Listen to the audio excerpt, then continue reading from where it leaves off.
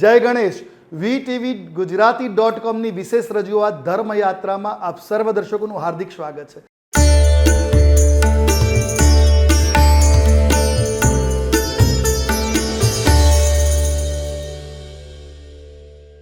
આજે આપણે વાત કરવી છે એવી કઈ વસ્તુઓ છે, નકારાત્મક વસ્તુઓ જે ઘરમાં હોય તો ઘરનું વાતાવરણ દૂષિત બનતું હોય છે.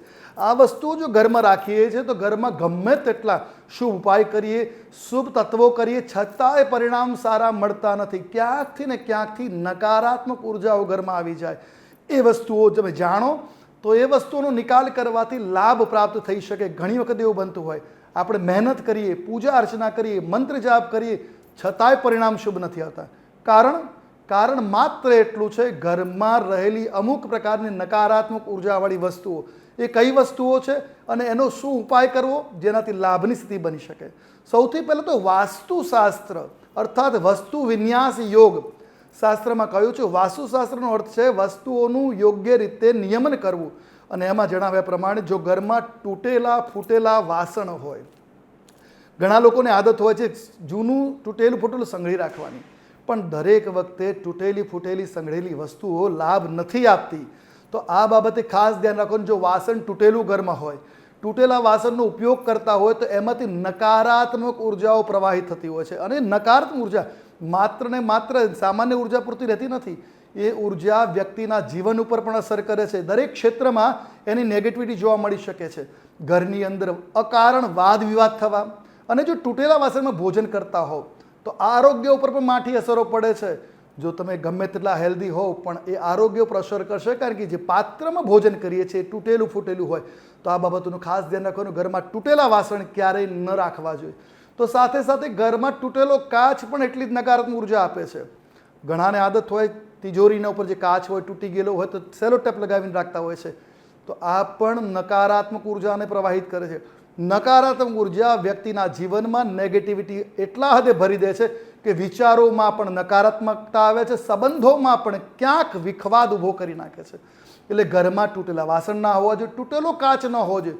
તૂટેલા વાસણોને ભંગારમાં કાઢી શકીએ છીએ અને તૂટેલા કાચનો યોગ્ય વિન્યાસ કરવો લાભપ્રદ સાબિત થઈ શકે.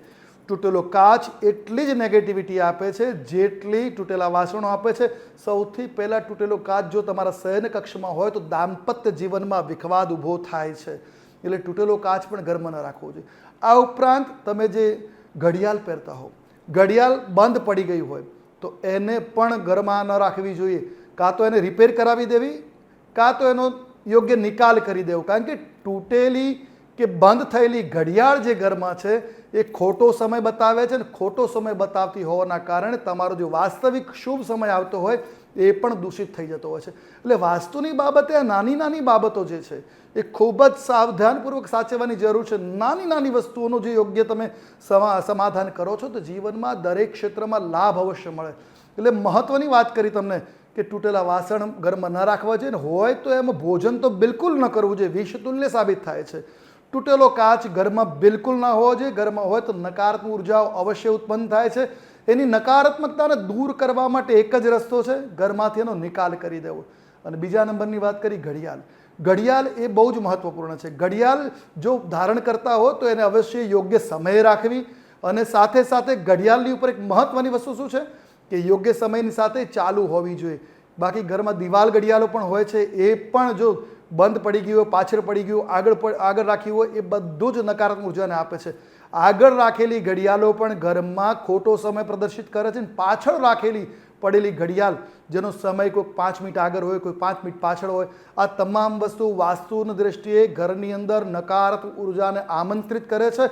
અને આ નકારાત્મક ઉર્જા તમારા મન મસ્તિષ્કમાં, વ્યાપારમાં, વ્યવસાયમાં દરેક જગ્યાએ અસર કરે છે. અને સાથે સાથે મહત્વની વસ્તુ ઘરની અંદર સુખાકારી. આ નકારાત્મક વસ્તુઓ ઘરની સુખાકારીને બાળીને ભસ્મ કરી નાખે છે. એટલે ખાસ યાદ રાખવાનું છે, આ 3 વસ્તુઓ ઘરમાંથી નિકાલ કરો એટલે તમારા જીવનની અંદર સુખાકારીના યોગો બને. ધન જે તમે કમાવો છો એ તમારા ઘરમાં બચતું જાય અને ઘરની અંદર વાતાવરણ સુખાકારીવાળું બને. પરિવારમાં પ્રેમ બને, આરોગ્ય સારું રહે અને લક્ષ્મી આગમનના માર્ગ પ્રશસ્ત બને છે. એટલા માટે આ વસ્તુનું ખાસ ધ્યાન રાખવાનું. વાસ્તુ જીવનની અંદર કેવી રીતે વસવાટ કરવો અને સુખી જીવવું એના માટેનો ઉપાય છે. અને એના માટે થઈને આ વસ્તુઓનો, નેગેટિવ વસ્તુઓનો ત્યાગ કરવાથી જીવનનું સુખાકારી નિશ્ચિત પ્રાપ્ત થશે. આપના જીવનમાં જો સુખાકારી ના હોય તો ક્યાંક ઘરમાં તૂટેલા વાસણ છે, ક્યાંક ઘરમાં તૂટેલો કાચ છે, કે ઘડિયાળ તૂટેલી હોય, કે બંધ પડેલી હોય હાલતમાં હોય, કે આગળ કે પાછળ રાખી હોય, તો આ પરિસ્થિતિઓનો સામનો કરવો પડી શકે છે. તો આનું સમાધાન કરવાથી લાભ પ્રાપ્ત કરી શકાય. આજે બસ આટલું જ. ફરી મળીશું નવા વિષય સાથે, નવી વાતો સાથે. ત્યાં સુધી નવા જ્યોતિષના, વાસ્તુના, તંત્રના અને ધાર્મિક વસ્તુઓના વિષયોને જાણવા માટે આપ જોતા રહો VTV Gujarati.com ની આ વિશેષ રજૂઆત ધર્મયાત્રા. જય ભવાની.